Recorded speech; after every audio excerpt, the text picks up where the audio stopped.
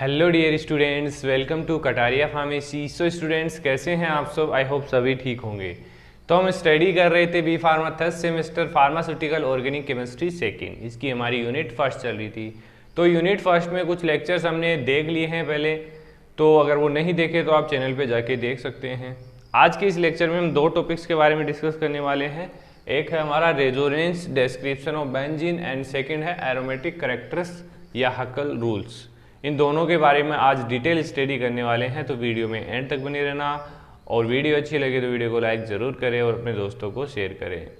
और चैनल को सब्सक्राइब तो आप कर ही लीजिए, काफ़ी स्टूडेंट ने तो कर रखा है, लेकिन आप भी कर लीजिए।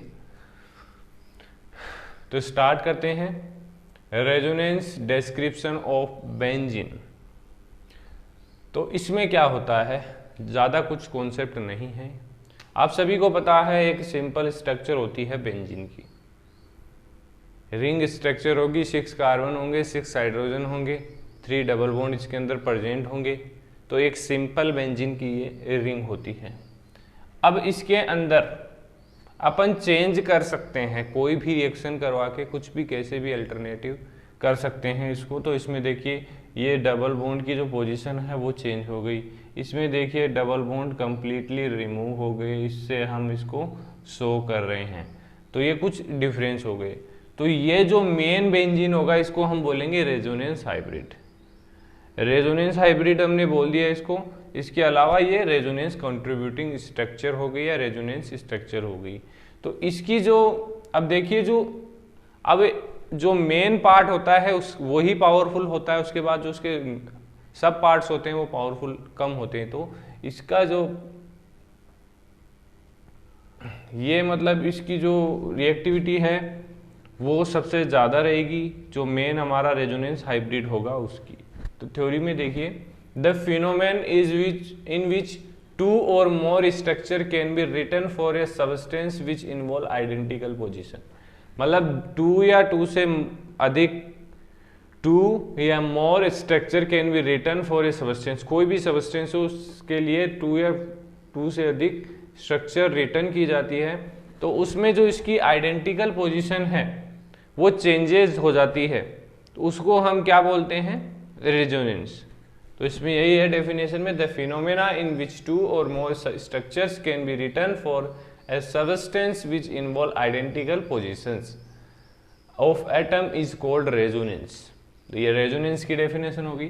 The actual structure of molecule is said to be resonance hybrid. और जो मेन और एक्चुअल स्ट्रक्चर होगी उसको हम रेजोनेंस हाइब्रिड बोलेंगे of various possible alternative structure.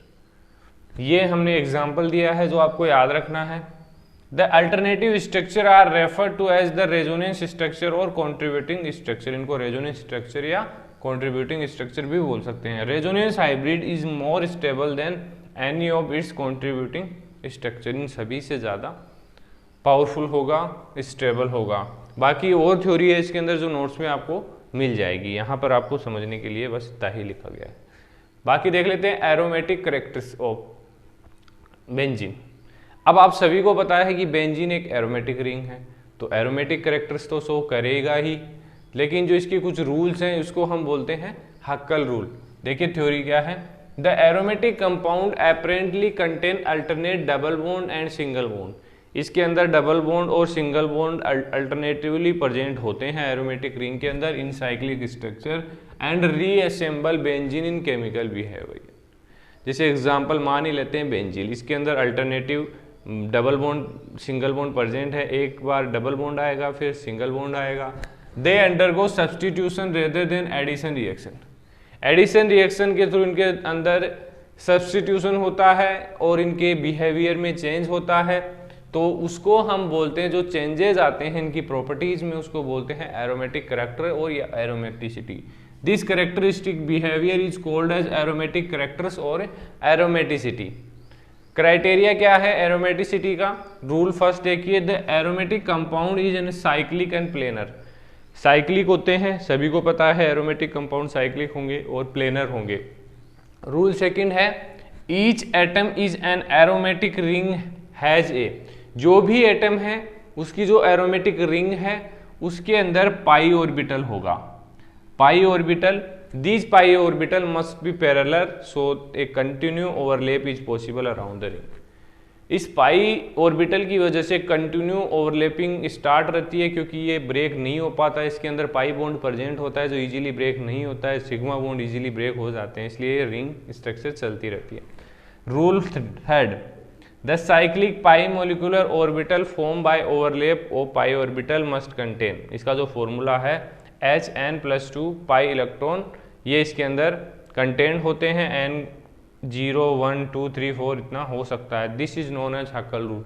जो ये कंप्लीट प्रोसेस है एरोमेटिसिटी की, उसको हम बोलते हैं हक्कल रूल। तो हक्कल रूल पूछा जाए तो भी आपको यही लिखना है। एग्जाम्पल देखिए, ये हमारा सिंपल बेंजीन है, अब इसमें चेंजेज हुआ, रिंग साइक्लिक है लेकिन चेंज हो गया साइक्लोहेप्टाट्रिन, इसमें कार्बन्स की संख्या चेंज हो गई, हाइड्रोजन्स की संख्या चेंज हो गई, लेकिन ये ब्रेक नहीं हो पाया। ये साइक्लोओक्टाट्रिन, इसमें और ज़्यादा हो गई, ये डबल हो गई बेंजीन, इसको बोल दिया हमने नेप्थलीन। तो ये कुछ एग्जाम्पल्स थे एरोमेटिसिटी के। तो आई होप दोनों टॉपिक्स आपको समझ में आए होंगे। वीडियो अच्छी लगी तो वीडियो को लाइक ज़रूर कर देना। मिलते हैं नेक्स्ट वीडियो में।